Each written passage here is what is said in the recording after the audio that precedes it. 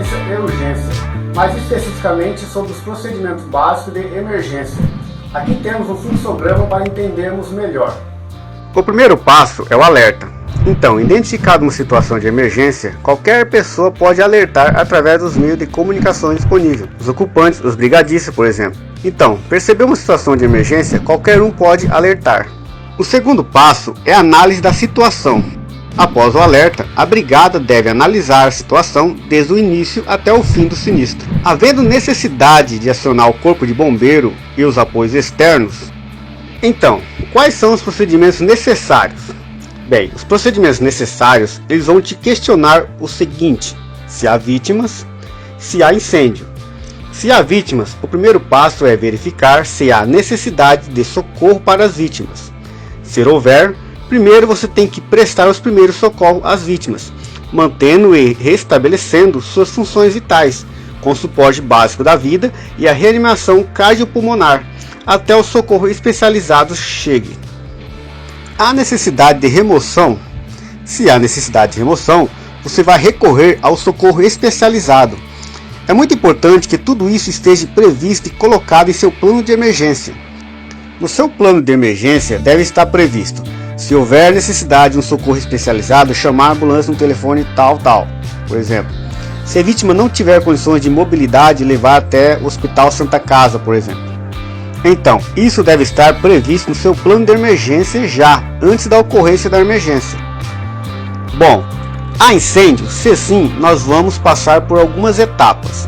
A primeira é: há necessidade de cortar energia elétrica? Se sim, é feito o corte da energia elétrica sempre que possível ou necessário. Deve-se cortar a energia elétrica dos equipamentos, das áreas ou a geral. O corte da energia elétrica vai dar segurança para aqueles que estão combatendo o sinistro, para as pessoas da brigada de incêndio que estão atuando no sinistro. Mas é muito importante que o corte da energia não afete os equipamentos de combate a incêndio. Então, no caso, sua casa de máquina deve ser alimentada antes da entrada para o quadro geral de energia da sua edificação. Há necessidade de abandono de área? Se sim, começa o abandono de área. O abandono de área pode ser parcial, se achar que deve ser parcial, ou total, conforme comunicação pré-estabelecida. Toda essa comunicação, tudo que for fazer no abandono de área, deve ser pré-estabelecido para ser de forma ordenada e coordenada. Ela tem que ter uma ordem de quem vai sair primeiro, como que vai ser a saída, tudo deve estar previsto.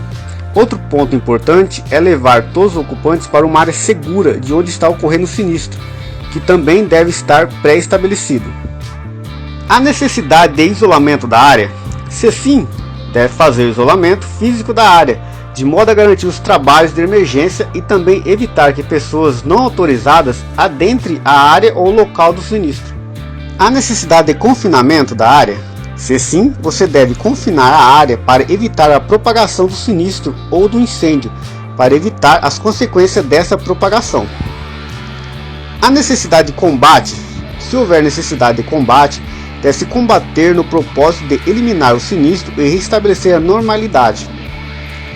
Então, esses são os pontos que devemos levar em consideração na elaboração do plano de emergência. Outro ponto muito importante que não devemos deixar de lado é a questão da investigação do sinistro. O sinistro foi controlado? Agora você vai partir para a investigação.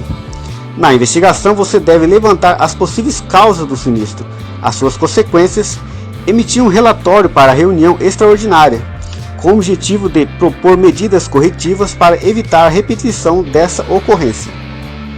Então, elaborar um relatório e enviar cópias para os setores responsáveis e guardar uma cópia em arquivo. Muito bem, esse foi o vídeo de hoje. Espero ter transmitido um pouco de conhecimento. Até a próxima. Tchau.